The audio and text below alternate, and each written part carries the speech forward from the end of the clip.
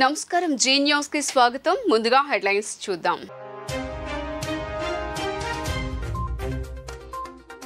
అమరావతి రాజధాని ప్రాంతంలో రేపు సీఎం చంద్రబాబు పర్యటన. రాజధాని నిర్మాణాలను పరిశీలించనున్న సీఎం చంద్రబాబు. ప్రజావేదిక నుంచి ప్రారంభం కానున్న చంద్రబాబు పర్యటన.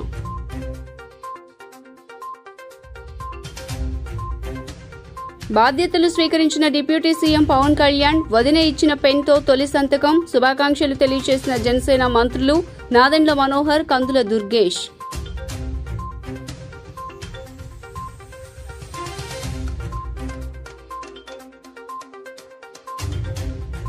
గృహ నిర్మాణ నిధులను జగన్ ప్రభుత్వం రిషికొండ నిర్మాణాలకు మళ్లించిందని ఏపీ గృహ నిర్మాణ శాఖ మంత్రి పార్థసారథి కీలక కామెంట్స్.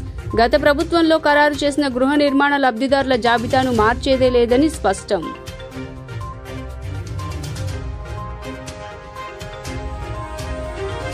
రిషికొండపై మాజీ మంత్రి రోజా ట్వీట్ కు బుద్దా వెంకన్న కౌంటర్. రోజాని ఎంక్వైరీ చేస్తే అసలు నిజాలతో పాటు 3-మ్యాన్ కమిటీ కథ కూడా బయటకు వస్తుందని వెల్లడి.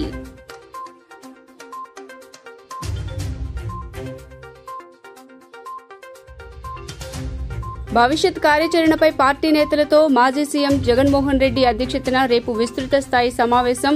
రానున్న రోజుల్లో పార్టీ కార్యక్రమాల నిర్వహణ, అసెంబ్లీ సమావేశాల్లో అనుసరించవలసిన విధానాలపై ఎమ్మెల్యేలకు దిశానిర్దేశం చేయనున్న జగన్.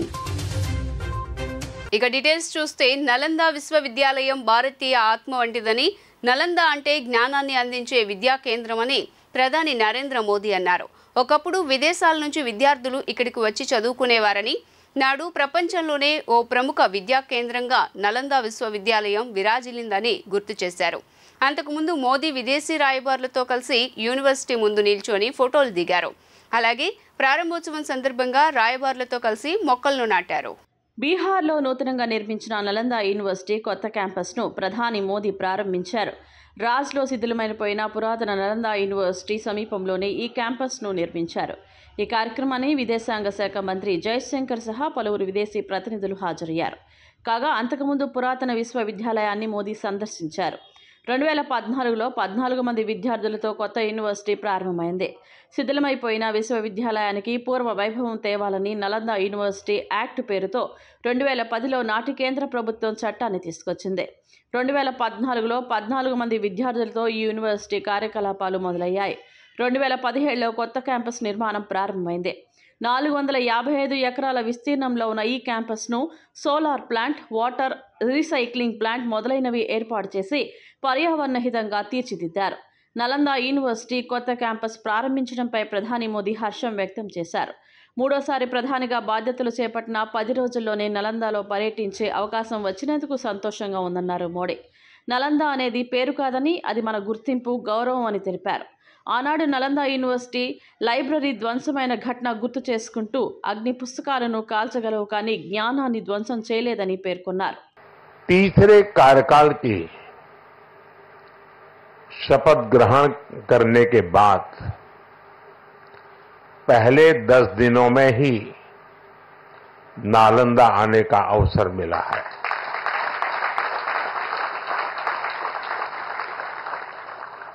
ये मेरा सौभाग्य तो है ही. मैं इसे भारत की विकास यात्रा के एक शुभ संकेत के रूप में देखता हूं. नालंदा ये केवल नाम नहीं है. नालंदा एक पहचान है, एक सम्मान है.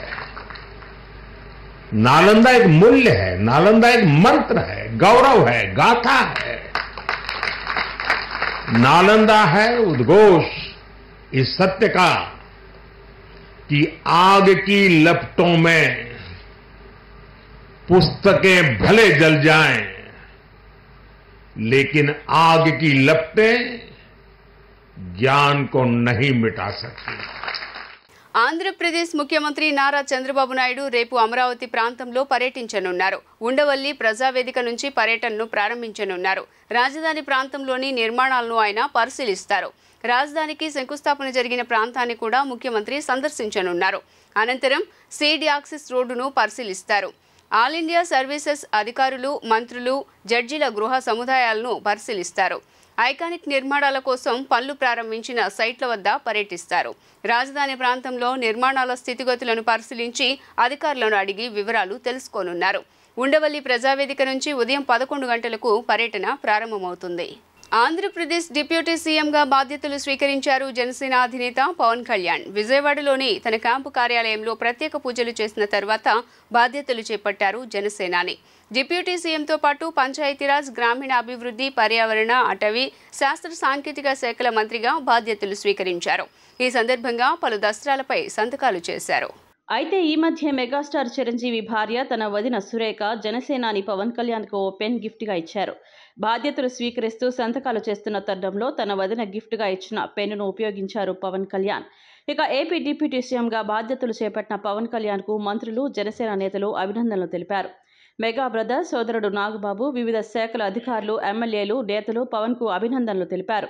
మంత్రులు నాదెండ్ల మనోహర్, కందుల దుర్గేష్, ఎంపీ తంగెళ్ల ఉదయ్ శ్రీనివాస్, ఎమ్మెల్యే వంశీకృష్ణ శ్రీనివాస్ యాదవ్, పిఠాపురం మాజీ ఎమ్మెల్యే వర్మ తదితర నేతలు పవన్ను కలిసి శుభాకాంక్షలు తెలిపారు. మరోవైపు ఐఏఎస్, ఐపీఎస్ అధికారులతో డిప్యూటీ సీఎం పవన్ కళ్యాణ్ సమీక్ష సమావేశం నిర్వహించారు. ఈ సమావేశానికి సీనియర్ ఐఏఎస్ అధికారి శశిభూషణ్, ఇతర అధికారులు హాజరయ్యారు.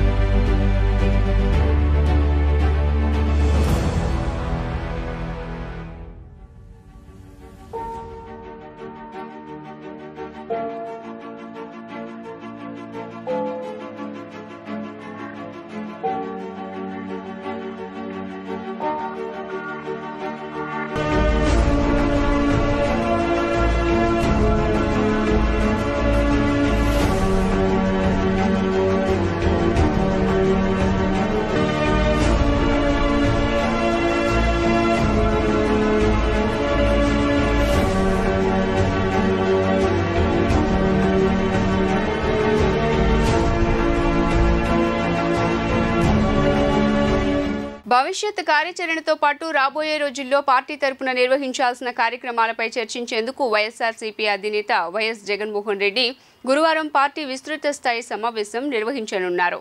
వాస్తవానికి జగన్ 2 రోజుల పులివెందుల పర్యటన తర్వాత ఈ సమావేశం నిర్వహించాలని పార్టీ భావించింది. అయితే ఈలోపే 21 నుంచి అసెంబ్లీ సమావేశాలు నిర్వహించాలని కొత్తగా కొలువుదీరిన చంద్రబాబు ప్రభుత్వం నిర్ణయించింది.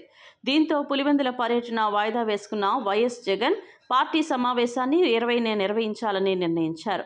తాడేపల్లిలోని తన కార్యాలయంలో రేపు జగన్ అధ్యక్షతన ఈ సమావేశం జరగనుంది.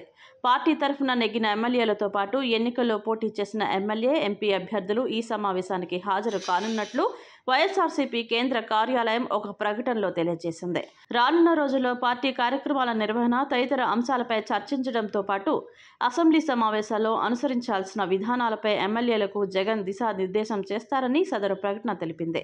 మనకొచ్చిన మెజారిటీని చూసి ఎవ్వరూ తల ఎగురవేయొద్దని మంత్రి కొల్లు రవీంద్ర కూటమి నేతలకు సూచించారు. బుధవారం ఉదయం ఆయన మచిలీపట్నం R&B గెస్ట్ హౌస్లో కూటమి నేతలతో భేటీ అయ్యారు. ప్రభుత్వ కార్యక్రమాల్లో కూటమి నేతల్ని భాగస్వామ్యం చేసేందుకే ఈ భేటీ ఏర్పాటు చేశామని తెలిపారు. గత ప్రభుత్వం మాదిరి కక్ష సాధింపు చర్యలు మన ప్రభుత్వ విధానం కాదన్నారు. తప్పు చేసిన ప్రతి ఒక్కరికి శిక్ష పడుతుందని తెలిపారు. రాష్ట్ర స్థాయిలో కూడా 95% 170 సీట్లకి 164 సీట్లు తెచ్చుకున్నాం. 11 సీట్లు ఓడిపోవడం జరిగింది.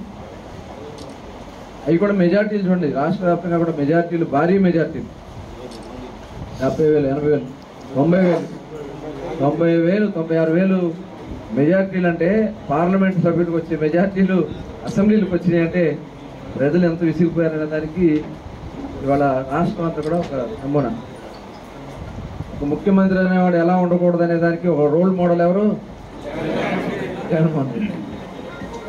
ఒక బుక్లు కూడా రీసెర్చ్లు ఇవన్నీ చేస్తున్నారు కదా, ఇవన్నీ కూడా అట్లాగే ఇక్కడ కూడా చూసాం. 5 సంవత్సరాలు ఇక్కడ ఉన్నటువంటి ఎమ్మెల్యేగా మంత్రిగా పనిచేసి వాళ్ళు మాట్లాడిన వారు ప్రవర్తించిన విధానం, తీరులు అన్నీ కూడా చూసి మనం కూడా మనలో కొంతమంది కూడా ఈ మధ్య కొద్దిగా తేడాలు వచ్చినాయి. ఇదివరకు ఇప్పటికి ప్రవర్తనలో దయచేసి మార్చుకోవద్దు. ఇదివరకు ఎట్లా ఉంటాం అట్లాగే ఉందాం, అంతేనా? అట్లాగే ఉందాం, మళ్ళీ మార్చుకుందాం. మనం కూడా అలాగే ఉందాం.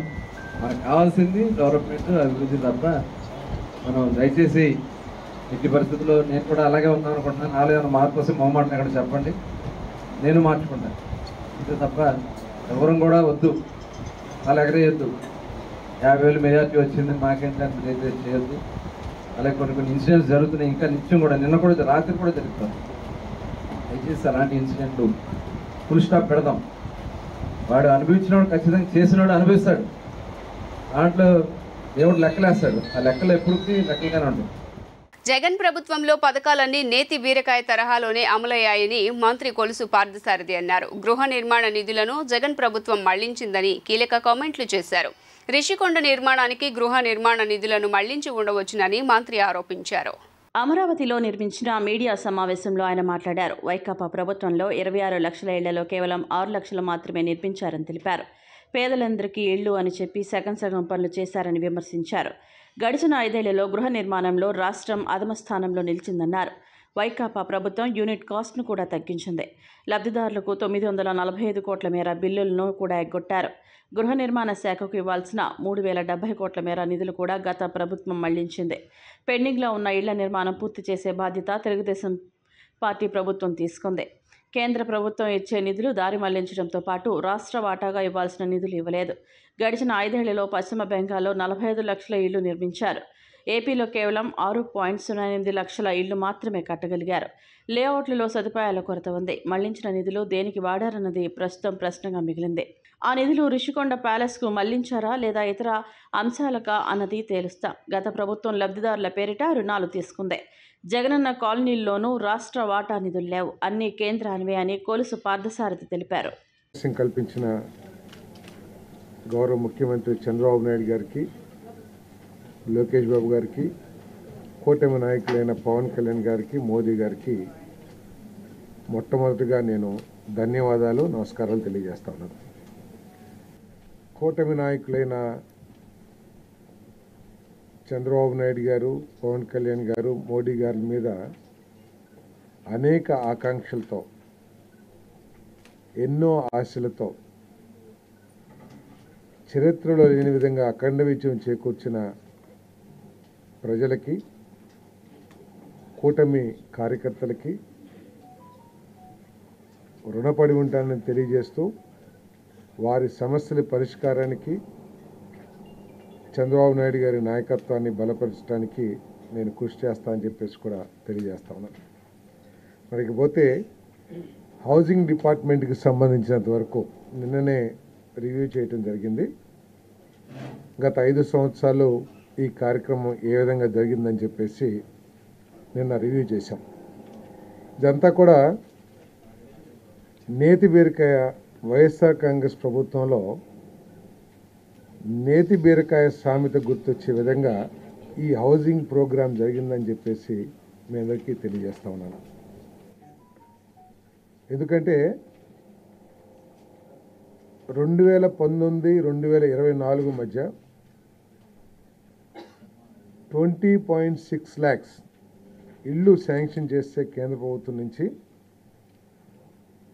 పేదవాళ్ళందరికీ ఇల్లు అని చెప్పి అట్టాసంగా చెప్పిన ప్రభుత్వం, గత ప్రభుత్వం కేవలం 6.8 లక్షలు మాత్రమే, 6.8 lakhs మాత్రమే ఆంధ్రప్రదేశ్ రాష్ట్ర ప్రజలు వైఎస్ జగన్మోహన్ రెడ్డికి ఓటుతో తగిన విధంగా బుద్ధి చెప్పారని తూర్పు నియోజకవర్గ ఎమ్మెల్యే గద్దె రామ్మోహన్ అన్నారు. ఏపీ ప్రజలు ఇచ్చిన అవకాశాన్ని వైఎస్ జగన్మోహన్ రెడ్డి సద్వినియోగం చేసుకోలేదని, ఇచ్చిన అవకాశాన్ని పాడు చేసుకోవడంతో ప్రజలు జగన్మోహన్ రెడ్డి ప్రభుత్వానికి స్వస్తి పలికారని తెలిపారు. తూర్పు నియోజకవర్గం జేడీ నగర్లో నూతన రోడ్డు నిర్మాణ కార్యక్రమానికి నియోజకవర్గ శాసనసభ్యులు గద్దె రామ్మోహన్ రావు, స్థానిక కార్పొరేటర్ ముమ్మినేని ప్రసాద్తో కలిసి పూజా కార్యక్రమాలు నిర్వహించారు. ఈ సందర్భంగా గద్దె రామ్మోహన్ మాట్లాడుతూ, ఎంతో నమ్మకంతో ప్రజలు ఇచ్చిన అవకాశాన్ని సక్రమంగా ఉపయోగించుకోకపోతే ఎవరికైనా జగన్కు పట్టిన గతే పడుతుందని అన్నారు. అతి త్వరలో తూర్పు నియోజకవర్గంలోని ప్రతి డివిజన్ను ఒక మోడల్ డివిజన్గా తీర్చిదిద్దడం జరుగుతుందన్నారు. గతంలో భూగర్భ డ్రైనేజీ వ్యవస్థ అస్తవ్యస్తంగా తయారైందని విమర్శించారు. 5 ఏళ్ల జగన్ పరిపాలనలో అన్ని వ్యవస్థలు పూర్తిగా పాడు కావడంతో అన్ని వర్గాల ప్రజలు అనేక ఇబ్బందులకు గురైనట్లు ఎమ్మెల్యే పేర్కొన్నారు. అన్నిటినీ త్వరలోనే పూర్తి చేసే దిశగా చర్యలు తీసుకోవడం జరుగుతుందన్నారు. ఈ కార్యక్రమంలో బీజేపీ, జనసేన స్థానిక నేతలు పాల్గొన్నారు. అభివృద్ధి కార్యక్రమాలకి విజయవాడ తూర్పు నియోజకవర్గంలో శ్రీకారం చుట్టుకోవడం జరిగింది. ఎక్కడ ఏ సమస్య ఉన్నా గతంలో అండర్ గ్రౌండ్ డ్రైనేజ్ అనేది అస్తవ్యస్తమైపోయింది. విజయవాడ తూర్పు నియోజకవర్గంలో, విజయవాడ నగరంలో కూడా అదే పరిస్థితి ఉంది. అదేవిధంగా చిన్న వర్షం వస్తే ప్రధానమైన కూడలన్నీ కూడా నీటితో మునిగిపోయే పరిస్థితి ఉంది. గత 5 సంవత్సరాల్లో స్టార్మ్ వాటర్ డ్రైన్ ఏదైతే ఉందో L&T కంపెనీ కేంద్ర ప్రభుత్వ నిధులతో వర్కులు చేపడతా ఉంటే వాళ్ళు నానా హెరాస్మెంట్ చేసి వాళ్ళకి ఇవ్వాల్సిన డబ్బులు ఇవ్వక వాళ్ళని ఇక్కడ పారదోలటమే ధ్యేయంగా గత ప్రభుత్వం పనిచేయటం వలన ఇవాళ విజయవాడ నగరానికి ఈ పరిస్థితి ఏర్పడింది. మరలా ఆ నిధులు తీసుకొచ్చి ఎక్కడా కూడా వర్షం పడితే చొక్క నీరు నిలవకుండా చేసే బాధ్యత ఈ ప్రభుత్వం తీసుకుంటుంది. అవన్నీ కూడా ముఖ్యమంత్రి నారా చంద్రబాబు నాయుడు గారితో మాట్లాడి మరలా విజయవాడ నగరంలో ముంపుకు గురవ్వకుండా చూసే విధంగా మేము చేస్తాం. మన నారాయణ గారు కూడా ప్రత్యేకంగా వచ్చి దాన్ని అంతా కూడా పరిశీలించడం జరిగింది. ఈ విధంగా విజయవాడ నగరాన్ని రాజధాని నగరంగా నిన్న ఇంటర్నేషనల్ న్యూస్లో కూడా రావడం జరిగింది. బాగా గ్రో అవుతున్న నగరాల్లో విజయవాడ నగరం కాబోతూ ఉందని, ఎక్కడైతే అమరావతి రాజధానిగా ఏర్పాటు చేసుకున్న తర్వాత మొట్టమొదటి పుట్ స్టెప్ అనేది విజయవాడ నగరమే. కాబట్టి విజయవాడ నగరాన్ని అభివృద్ధి పరచడంలో నారా చంద్రబాబు నాయుడు గారు చూపిస్తున్న చొరవతో ప్రపంచంలో మొట్టమొదటి 10 నగరాల్లో విజయవాడ మరొక నగరం కాబోతోందని చెప్పి ఇవాళ అంతర్జాతీయ వార్తల్లో కూడా రావడం జరుగుతోంది. అందువల్ల దాన్ని కాపాడుకునే విధంగా, అందరి యొక్క కోరికల్ని ఫలించే విధంగా విజయవాడ నగరాన్ని అభివృద్ధి చేసి చూపిస్తాం 5 సంవత్సరాలని తెలియజేస్తూ ఇవాళ జగన్మోహన్ రెడ్డి గారు మాట్లాడుతూ ఉన్నారు. ఈ ఎన్నికల్లో ఫలితాలు మిషన్ల వల్ల వచ్చినాయని చెబుతూ ఉన్నారు. మిషన్ల వల్ల వస్తే 2019లో ఆయన ఏం మాట్లాడాడు ఒక్కసారి ఆ రికార్డులు చూసుకుంటే ఆయన ఏ విధంగా నాలిక మడతేసి ఎడాపెడా మారుస్తున్నాడో తెలుస్తూ ఉంది. ఏదేమైనా కూడా జగన్మోహన్ రెడ్డి గారు ఆయన ఇచ్చిన అవకాశం, ప్రజలు ఇచ్చిన అవకాశాన్ని సద్వినియోగపరచకుండా దుర్వినియోగపరచడం, కడప మోడల్లోనే ఫ్రాక్షన్ రాజు వాళ్ళ తాతకాడి నుంచి వస్తున్న ఫ్రాక్షన్ రాజకీయాల్ని ఇక్కడ కూడా ముఖ్యమంత్రి అయినంత కూడా మార్చుకోకపోవటం, వీటన్నిటి వల్ల ఇవాళ సింగిల్ డిజిట్కి జారిపోయే పరిస్థితి 11 వచ్చినా కూడా అది సింగిల్ డిజిట్కి జారిపోయినట్టే. సింగిల్ డిజిట్ కూడా తెచ్చుకోలే స్థితిలో జగన్మోహన్ రెడ్డి గారు ఉండాలంటే అది ఆయన పరిపాలనకి ఒక నిదర్శనం అని తెలియజేస్తూ, ఖచ్చితంగా 5 సంవత్సరాలు ఎక్కడ కక్షలు కార్పణ్యాలు లేకుండా, అలజడులు అల్లర్లు లేకుండా, అభివృద్ధి ధ్యేయంగా, సంక్షేమమే ధ్యేయంగా ఈ రెండింటిని సమానంగా 2 కళ్ళగా ముందుకు తీసుకువెళ్ళి ప్రజలందరికీ కూడా మేలు, అటు పేదవారికి ఇటు అభివృద్ధి కోరుకునే వారికి అందరికీ మేలు జరిగే విధంగా ఈ యొక్క రాష్ట్రాన్ని ముందుకు తీసుకెళ్తామని కూడా. సిమెంట్ రోడ్డు పెట్టడం జరిగింది. ఈ సంవత్సరం 50 లక్షల రూపాయలు బడ్జెట్ ఇస్తే దాంట్లో ఈ రోడ్డు కూడా పెట్టడం జరిగింది. అట్లాగే మెయిన్ రోడ్డు కూడా ఇప్పుడు ఇచ్చినటువంటి బడ్జెట్లోని ఈ సంవత్సరంలోనే 1 నెలలో అది కూడా ప్రారంభిస్తాం. మిగతా ఏదన్నా అటు రాజుగారి స్పందన అపార్ట్మెంట్ రోడ్డు కానివ్వండి, చిన్న ఇంకా 2 రోడ్లు ఉండే తప్పకుండా శాసనసభ్యుల దృష్టికి తీసుకెళ్ళి వారు కూడా కమిషనర్ గారితో మాట్లాడించి సంవత్సర కాలంలోనే జేడీ నగర్ అనేది మొత్తం అంతా కూడా సిమెంట్ రోడ్లుగా ఏర్పాటు చేసే బాధ్యత కార్పొరేటర్గా గౌరవనీయులైనటువంటి శాసనసభ్యుల ద్వారా కమిషనర్ గారి దృష్టికి తీసుకెళ్ళి ఏ సమస్య ఉన్నప్పటికి కూడా మనం పనిచేయించుకునే విధంగా ముందుకెళ్దాం. మన డివిజన్లో కూడా మన రామ్మోహన్ గారికి అత్యధిక మెజార్టీ సుమారు 3400 ఓట్లు. కేంద్ర హోంశాఖ సహాయ మంత్రిగా ప్రమాణ స్వీకారం చేసిన బండి సంజయ్ తొలిసారిగా స్వస్థలమైన కరీంనగర్కు చేరుకున్నారు. ఈ సందర్భంగా కరీంనగర్ కమాన్ వద్ద తమను గెలిపించిన ప్రజలకు కృతజ్ఞతలు తెలియజేస్తూ రోడ్డుపై సాష్టాంగ నమస్కారం చేశారు. తమ అభిమాన నేత బండి సంజయ్కు పార్టీ కార్యకర్తలు ఘనంగా స్వాగతం పలికారు. ఆయన కాంగ్రెస్ పార్టీ అభ్యర్థి రాజేందర్ రావుపై 2,25,209 ఓట్ల మెజారిటీతో గెలుపొందారు.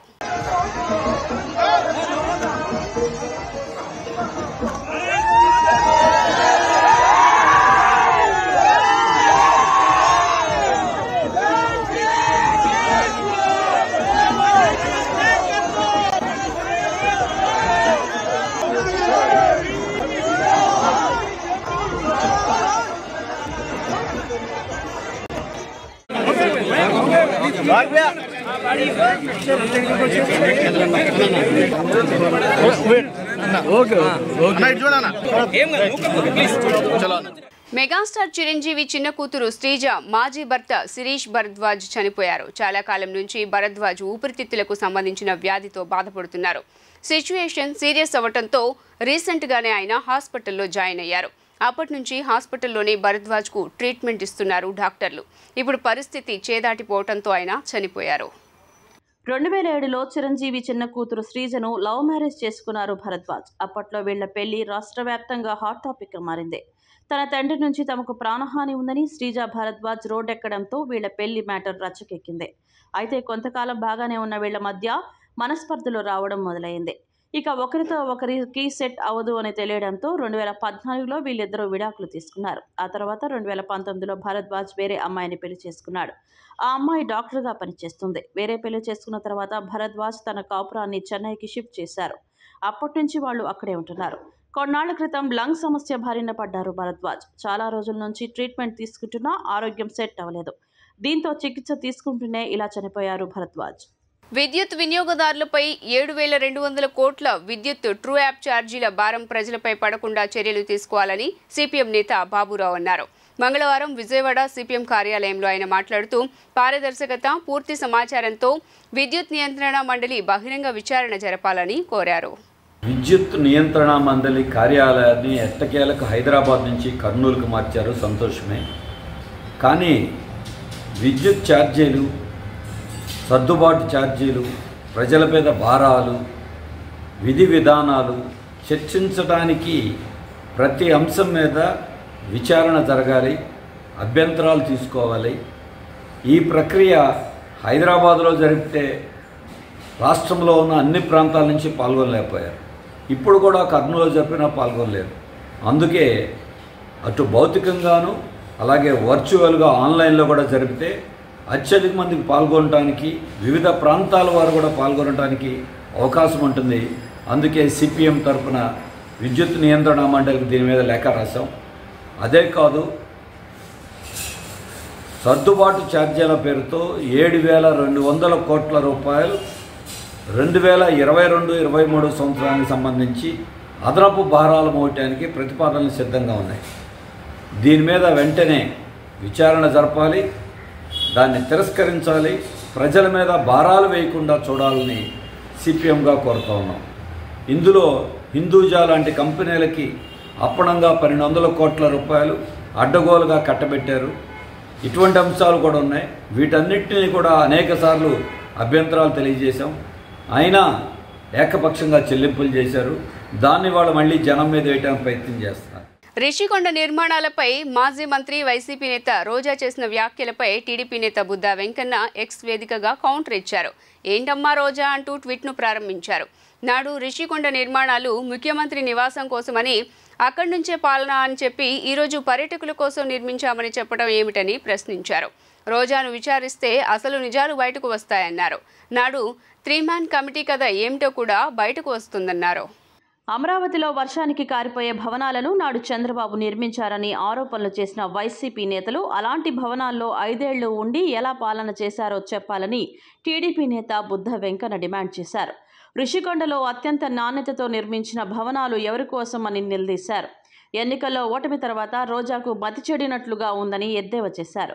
రిషికొండ నిర్మాణాలపై ఒక్కోసారి ఒక్కో మాట మాట్లాడుతున్నారని విమర్శించారు. రాష్ట్రపతి కోసమని ఒకసారి ప్రభుత్వానివని మరోసారి చెబుతున్నారని మండిపడ్డారు.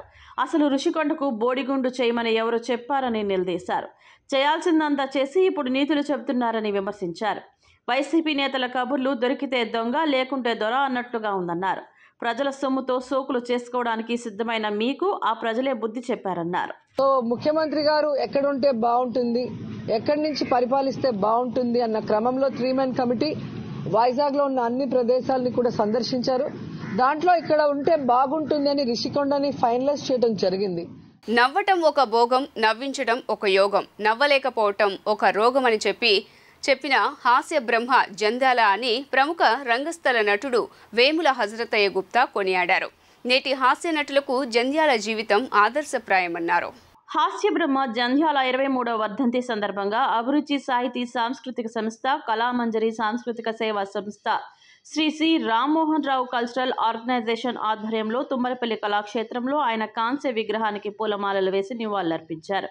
ఈ సందర్భంగా ప్రముఖ రంగస్థలం నటుడు వేముల హాజరతయ్య గుప్తా మాట్లాడుతూ సినీ రంగంలో తనదైన శైలిలో ప్రతి ఒక్కరిని కడుపుప నవ్వించి తనకంటూ ఒక ప్రత్యేక ముద్రను వేసుకున్న గొప్ప హాస్య బ్రహ్మ జంధ్యాల అని కొనియాడారు.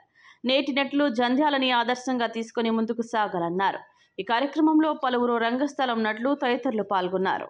23వ వర్ధంతి సందర్భంగా ఈరోజు కళామంజరి సంస్థ వారి ఆధ్వర్యంలో ఈ తుమ్మలపల్లి కళాక్షేత్రంలో ఉన్న వారి విగ్రహానికి పూలమాలలు వేసి నివాళులర్పించడం జరిగింది. జంధ్యాల గారు అనగానే హాస్యానికి చిరునామాగా మనందరికీ తెలుసు. ఒక చక్కని రచయితగా వారు పండించినంత హాస్యాన్ని మరొక దర్శకుడు కానీ రచయిత కానీ పండించలేదంటే అతిశయోక్తి కాదు. వారు సినీ రంగానికి రాకముందే అనేక నాటికలు రాయటం, యజ్ఞన్ కా సుల్తానా, గుండెలు మార్చబడును, ఓ చీకటి రాత్రి ఇట్లాంటి అనేక నాటికలు వారు రాయటం జరిగింది. నేను అనుకోకుండా కొన్ని నాటికలు అనేక ప్రదర్శనలు ఇవ్వటం, అవార్డులు రావటం కూడా నా జరిగింది. ఆ రోజు నుంచే జంధ్యాల గారంటే ఒక అభిమానంగా ఉంటూ ఉన్నాం. మరి సినీ పరిశ్రమకి వెళ్ళిన తర్వాత వారికి ముందు ఒక గొప్ప రచయితగా అక్కడ ఎస్టాబ్లిష్ అయ్యి తర్వాత దర్శకుడిగా మారి చక్కని అవార్డులు కూడా పొందడం జరిగింది. మరి చిరంజీవి గారు లాంటి వారికి చక్కని రచన చేసి వారికి ఒక చక్కని అవార్డు వచ్చే రకంగా కూడా వారు తీర్చిదిద్దడం జరిగింది.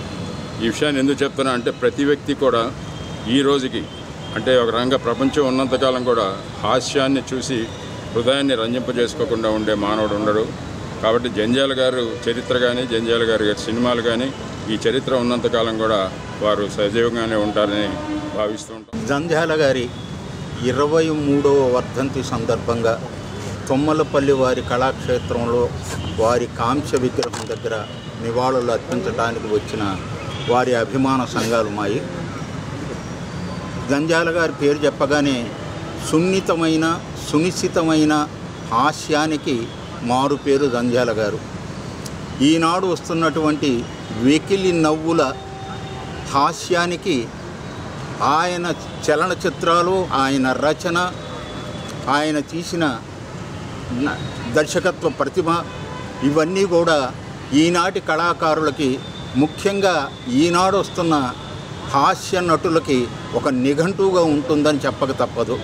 అటువంటి చలనచిత్రాలలో తనకంటూ ఒక ప్రత్యేకమైన ప్రతిభను కనపరిచి సినీ వినీలాకాశంలో ఒక నిఘంటువుగా నిలిచిపోయిన జంధ్యాల గారికి నివాళులు అర్పిస్తూ సెలవు తీసుకుంటున్నాను. కేజీహెచ్ ఆసుపత్రిలో దారుణం చోటు చేసుకుంది. విశాఖపట్నం కేజీహెచ్ ప్రసూతి ఆసుపత్రిలో శిరీష అనే మహిళ నెలలు నిండకుండానే ఓ బిడ్డకు జన్మనివ్వటంతో ఆ శిశువును ఎన్ఐసీయూలో ఉంచాలని వైద్యులు చెప్పారు. షిఫ్ట్ చేయడానికి ఆసుపత్రి సిబ్బంది ఎవరూ లేకపోవడంతో ఆ పసికందుకు ఆక్సిజన్ పెట్టి నర్సు బిడ్డను పట్టుకుని ముందు నడవగా తండ్రి అల్లు విష్ణుమూర్తి ఆక్సిజన్ సిలిండర్ను భుజాన వేసుకుని ఆమె వెంట వెళ్లారు. బిడ్డ కోసం ఆక్సిజన్ సిలిండర్ని తండ్రి భుజంపై మోసుకు వెళ్తున్న వీడియో నెట్టింట వైరల్ అవుతోంది. నెలలు నిండని బిడ్డ ఆరోగ్యం కోసం ఓ తండ్రి పడిన కష్టం చూసి నెటిజన్లు ఫైర్ అవుతున్నారు.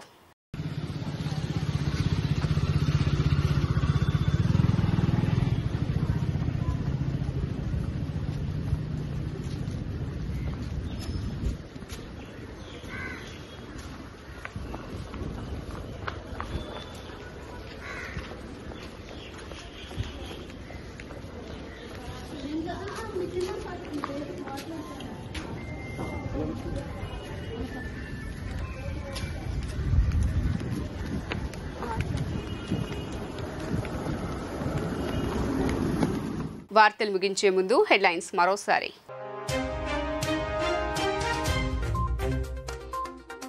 అమరావతి రాజధాని ప్రాంతంలో రేపు సీఎం చంద్రబాబు పర్యటన. రాజధాని నిర్మాణాలను పరిశీలించనున్న సీఎం చంద్రబాబు. ప్రజావేదిక నుంచి ప్రారంభం కానున్న చంద్రబాబు పర్యటన.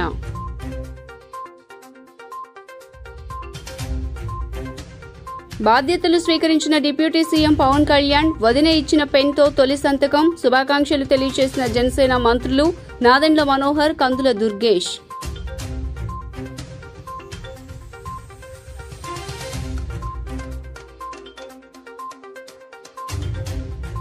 గృహ నిర్మాణ నిధులను జగన్ ప్రభుత్వం రిషికొండ నిర్మాణాలకు మళ్లించిందని ఏపీ గృహ నిర్మాణ శాఖ మంత్రి పార్థసారథి కీలక కామెంట్స్. గత ప్రభుత్వంలో ఖరారు చేసిన గృహ నిర్మాణ లబ్దిదారుల జాబితాను మార్చేదే లేదని స్పష్టం.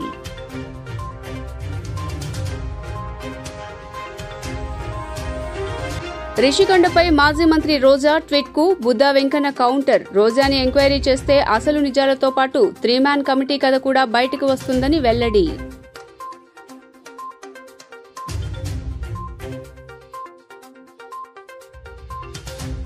భవిష్యత్ కార్యాచరణపై పార్టీ నేతలతో మాజీ సీఎం జగన్మోహన్ రెడ్డి అధ్యక్షతన రేపు విస్తృత స్థాయి సమావేశం.